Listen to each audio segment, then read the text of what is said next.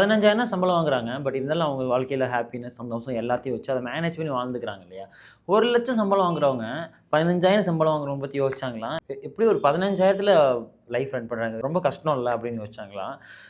10,00,000 சம்பளம் வாங்குறவங்க 1,00,000 சம்பளம் வாங்குறவங்க பத்தி யோசிச்சாரா?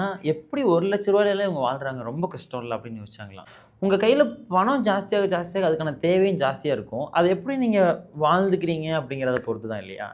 ஸோ இங்க 15,000 சம்பளம் வாங்குறவங்களா இருந்தாலும் சரி, 10,00,000 சம்பளம் வாங்குறவங்களா இருந்தாலும் சரி, எல்லார் வாழ்க்கையிலயும் ஹேப்பினஸும் இருக்கு, சேட்னஸும் இருக்கு. ஒண்ணுமே இல்லாதவங்களுக்கு அடுத்து என்ன பண்ண போறோம்னு கவல.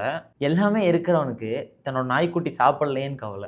ஸோ உலகத்துல கவலை இல்லாதவங்களே கிடையாது. ஹேப்பினஸும் அதே மாரி தான். நம்ம எது ஹேப்பினஸ், எது கவலை, எப்படி நம்மள நம்ம வச்சுக்கணும்னு நம்ம நினைக்கிறோமோ, அத பொறுத்து தான் இருக்கு எல்லாமே. இதே மாரி தான் பெயினா இருக்கட்டும், ஒரு டைட்னஸா இருக்கட்டும், நம்ம எப்படி பெர்சீவ் பண்றோம் அத அப்படிங்கிறத பொறுத்து தான். இது எல்லாத்தையும் பார்க்கும்போது ஒரு இண்டிவிஜுவல வந்து அண்டர்ஸ்டாண்ட் பண்ணிக்கிட்டோம். அவங்கள புரிஞ்சுக்கிற முடிஞ்சது நம்மளால கரெக்ட்டா, அவங்க தேவைய பூர்த்தி பண்ண முடிஞ்சதுனாலே, எல்லா ப்ராப்ளமும் சால்வ்டு இல்ல இந்த உலகத்துல.